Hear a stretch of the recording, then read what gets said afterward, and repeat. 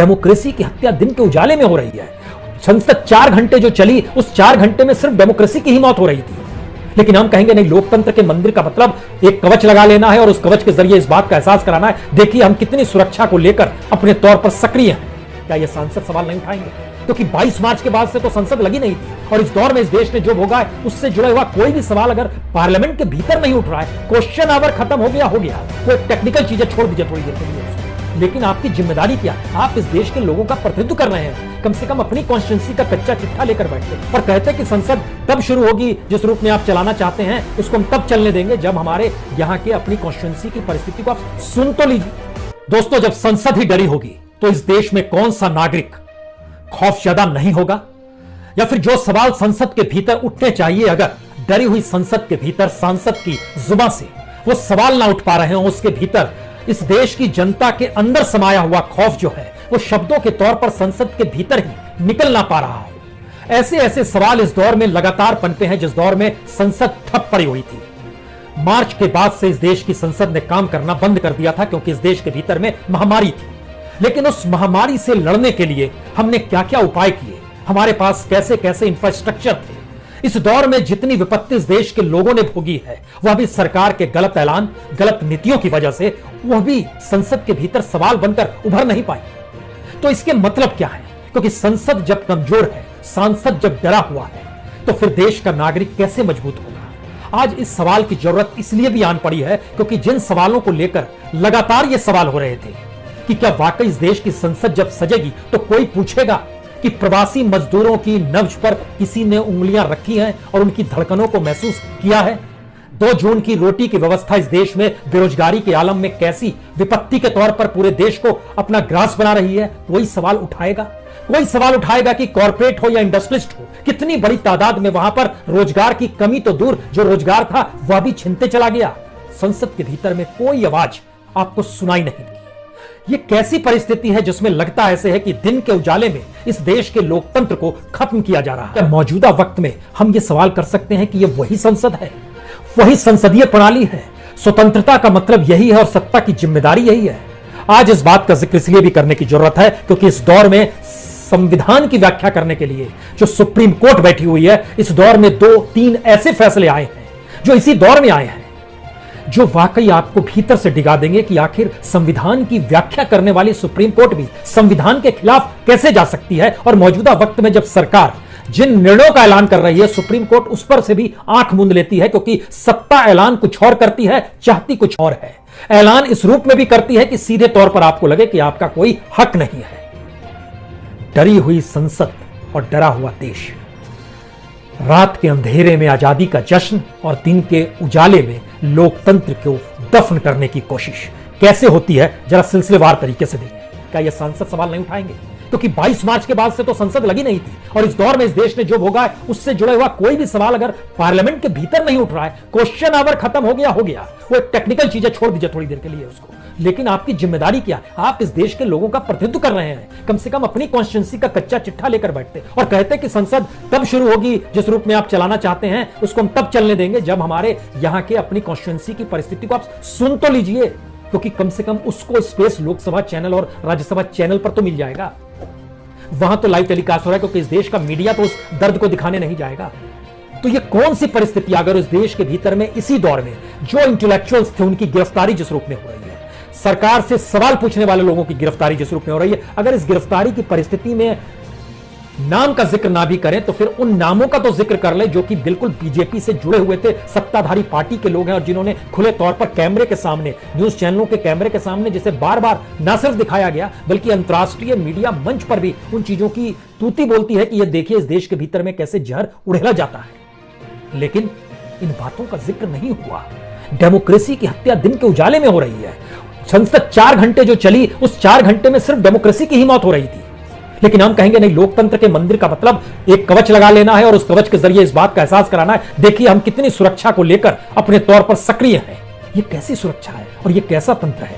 क्योंकि जिस लोकतंत्र को, जो बेहतरीन तंत्र नेहरू ने अपने तौर पर माना था और उस समय उन्होंने जो कहा था, हमको लगता है वह भी उस भाषण का वो हिस्सा था, उसको भी आपको सुनना चाहिए कि democracy is good I say this because other system are worse. लेकिन किसे पता था कि डेमोक्रेसी को ही नए तरीके से परिभाषित कर दिया जाएगा और वो एक वर्स होने की स्थिति में आ जाएगी। इन बातों का जिक्र आज इसलिए जरूरी है क्योंकि हम लोग जहां पर खड़े हैं उसमें इस देश के भीतर में संविधान की व्याख्या करने वाली सुप्रीम कोर्ट संविधान से मिले जनता के हक को ही अगर दबाने लग जाए, इस देश की नौकरशाही अगर आंख मूंद कर सत्ता के लिए ही सिर्फ जीने लग जाए और इंस्टीट्यूशन सारे के सारे सिर्फ इस बात का ढोल पीटने में लग जाए कि जो हो रहा है श्रेष्ठ हो रहा है, इससे बेहतरीन कुछ भी नहीं हो सकता है, तो फिर डेमोक्रेसी कहां पर है? और ये कौन से लोकतंत्र, कौन सी पार्लियामेंट का हम लोग जिक्र कर रहे हैं? क्योंकि धीरे धीरे देश जब खत्म हो रहा है तो इस बात का जिक्र देखिए बार बार होता था कि हम कोई राष्ट्रवादी प्रणाली ले आएंगे। इस देश में राष्ट्रीय प्रणाली नहीं आएगी, यानी राष्ट्रपति प्रणाली नहीं आएगी। इस देश में कौन सी राष्ट्रपति प्रणाली होगी जिसमें 23 करोड़ वोट मिलने के बाद आप पूरे देश में सत्ता में शासन कर लें? यह संसदीय प्रणाली और लोकतंत्र की वह कमजोरी हो गई जिसमें आप इतनी सारे राजनीतिक दल इस देश के भीतर में बिखरे पड़े हैं जो कि अपने अपने इलाकों में अपने अपने समुदायों का प्रतिनिधित्व करते हैं। लेकिन जब आप संसदीय प्रणाली को जीते हैं तो आपके पास जो संख्या होती है, अगर उस तुलना में जरा एक भी वोट ज्यादा है और वो ओवरऑल परसेंटेज 50 तो दूर और भी कम हो तो भी ठीक चलेगा, क्योंकि लास्ट टाइम 90 करोड़ वोटर थे, आपको 23 करोड़ लोगों का वोट मिला, लेकिन आप सत्ता में ठसक के साथ हैं, जो मनचाहे निर्णय करने की स्थिति में। कांग्रेस को भी 11 करोड़ वोट मिला, बाकियों को भी तो वोट मिला है। कई राजनीतिक दल हैं जिनको 1 से 2 करोड़ के बीच में वोट मिला है, लेकिन उनका कोई महत्व नहीं है, क्योंकि संसद के भीतर जो सांसदों की आवाज है वो गुम हो गई है। वो इसलिए गुम हो गई है क्योंकि वो इस बात को जीने के आदी हो गए थे कि लोकतंत्र का मतलब पार्लियामेंट में सवालों को उठाना है और सामने बैठे सत्ताधारी दल से आए बाएं साएं कोई भी जवाब सुन के चुप बैठ जाना ही लोकतंत्र। ये लोकतंत्र नहीं है। यहां पर है कि लोगों की स्थितियों को आपको अपने भीतर पहले महसूस करना होगा। उस स्थितियों को बताते वक्त आप उस वैसे रास्ते को खोजना चाहेंगे, तभी संसदीय अलग अलग पार्टियों के भीतर से लोग चुनकर जो समितियां बनती हैं वो इसीलिए बनाई जाती है और उसमें राज्यसभा के लेकिन एक नई स्थिति आ गई है जिसमें कोई महत्व ही नहीं बचा है। और हम जब इन बातों का जिक्र कर रहे हैं तो हमें लगता है कि हम लोग एक ऐसे पार्लियामेंट्री सिस्टम में मेस पैदा करने की स्थिति में आ गए हैं जो राजनीतिक सत्ता मौजूदा वक्त में कम से कम है ये चाहती है कि ऐसा मेस फैल जाए जिसमें उसकी सत्ता मजबूती के साथ टिकी रहे और बाकी स्थितियां चाहे वो अराजक स्थिति में हो जाए, चाहे वो अनडेमोक्रेटिक प्रोसेस में आ जाए, लेकिन वह चीजें मेस के तौर पर यानी रायता कुछ इस तरीके से फैल जाए जिसमें आपको कुछ दिखाई ही ना दे। हम एक ऐसी स्थिति में आकर खड़े हो गए हैं और इन बातों का जिक्र हमें लगता है कि ये बहुत धीरे धीरे समझेंगे, क्योंकि स्टेज बाय स्टेज चीजें होती है। न्यायपालिका अगर मैनेज कर ली जाए, इस देश की ब्यूरोक्रेसी को मैनेज कर लिया जाए, इस देश में एजुकेशन सिस्टम को मैनेज कर लिया जाए, इस देश के भीतर में यूनिवर्सिटीज को आप अपने तौर पर मैनेज कर रहे हैं, इस देश के भीतर में न्यायपालिका, नौकरशाही, यहां तक कि हमें लगता है कि जिक्र कभी कभी सेना का भी होना चाहिए।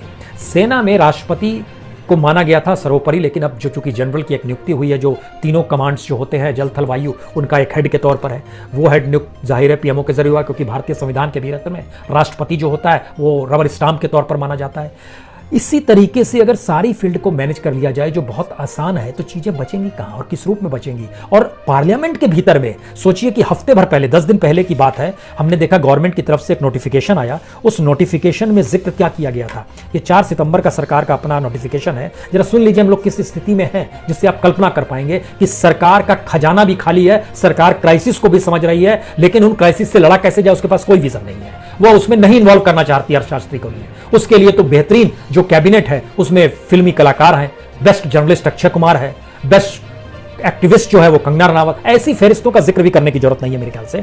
जरा नोटिफिकेशन देखिए जो जारी, जो ऑफिशियल मेमोरेंडम जारी हुआ, ये 4 तारीख को सेक्रेटरी हैं एक्सपेंडिचर के टीवी सोमनाथम, उन्होंने इसको जारी किया गया और उन्होंने इसमें जो जिनको कॉपी भेजी गई है उसमें प्रिंसिपल सेक्रेटरी हैं प्राइम मिनिस्टर के, प्रिंसिपल एडवाइजर हैं प्राइम मिनिस्टर के, कैबिनेट सेक्रेटरी हैं, उसमें सीईओ है नीति आयोग के, उसमें सभी फाइनेंशियल एडवाइजर्स हैं, सबको भेजा। उसमें लिखा हुआ क्या है, उसमें लिखा गया बहुत क्राइसिस का वक्त है, इतने क्राइसिस का वक्त है कि अब आप किताब बुकलेट इन सब छापना बंद कीजिए, जो विदेशी कागज पे छपता था हम उसका पैसा वहन करने की स्थिति में नहीं है, मत छापिए। जो भी सेलिब्रेशन होता था कि 1 साल इसका हो गया, 2 साल उसका हो गया इस मिनिस्ट्री में, इस सेलिब्रेशंस कोई नहीं चलेगा। कोई भी जो बैज जो दिया जाता था यहाँ लटकाने के लिए और बैग दिया जाता था या मेमेंटो दिया जाता था गिफ्ट के तौर पर, कुछ नहीं दीजिए, पैसा हमारे पास नहीं है। कंसल्टिंग तौर पर भी किसी की भी नियुक्ति मत कीजिए और किसी भी डिपार्टमेंट में कोई भी नई नियुक्ति मत कीजिए। यानी बेरोजगारी में देश मर रहा है और यहां पर स्थिति यह है कि हम किसी को रखने के लिए, जिसका जिक्र हम बार बार आपसे कर रहे हैं, स्थिति ऐसी आ जाएगी कि वेतन देना और पेंशन देना मुश्किल हो जाएगा। इसलिए भी मुश्किल आसान हो जाएगी क्योंकि आप इनसे इस दौर में कोई काम ही नहीं लेंगे। हमारी ब्यूरोक्रेसी इस देश में क्या काम कर रही है कि पूछ के तो देखे उसने कौन सा काम किया है, जबकि इस देश का सच है कि हमारे जो मैन्युफैक्चरिंग सेक्टर था वो -10 में पहुंच गया है उत्पादन हो नहीं पा रहा है, सर्विस सेक्टर नीचे चला गया है, एग्रीकल्चर पे सब चीज आपने बोझ लाद दिया है, जो कि अपने तौर पर जिसकी विकास दर 3.7% इस क्वार्टर में है, लेकिन ओवरऑल 2014 से जब आप टटोलना शुरू करेंगे तो विकास दर 1.4% रही है एग्रीकल्चर की। ये कैसी डेमोक्रेसी के भीतर में कौन सा अनूठा सच है लोकतंत्र का? और आखिरी बात, अगर इस देश की संसद ही डरपोक निकली, इस देश के सांसदों की जुबान ही नहीं खुली, यही स्थिति विधानसभाओं में होगी, इसका मतलब यह है कि यह एक क्लास है पॉलिटिशियंस। इस पॉलिटिशियंस में आप यह मत आंकना शुरू कीजिएगा कि यह कांग्रेस का है, यह लेफ्ट का है, यह फला रीजनल पार्टी का है, यह बीजेपी का है, सभी एक सरीखे लगेंगे आपको, क्योंकि सब मिलकर इस देश के प्रतिनिधित्व को करने के बावजूद भी अगर उनकी जुबान पर वह शब्द नहीं आ पा रहा है कि संविधान द्वारा मिले गए हक को दिलाने के लिए हम इस लोकतंत्र के मंदिर में बैठकर एक सवाल पूछना चाहते हैं, तो भी नहीं बोल पा रहे हैं, और सत्ता अपने तौर पर ताली तब भी पीट रहा है कि हमारी तो यही उपलब्धियां हैं। इससे बुरी स्थिति कुछ हो नहीं सकती है जो फिलहाल मौजूद है।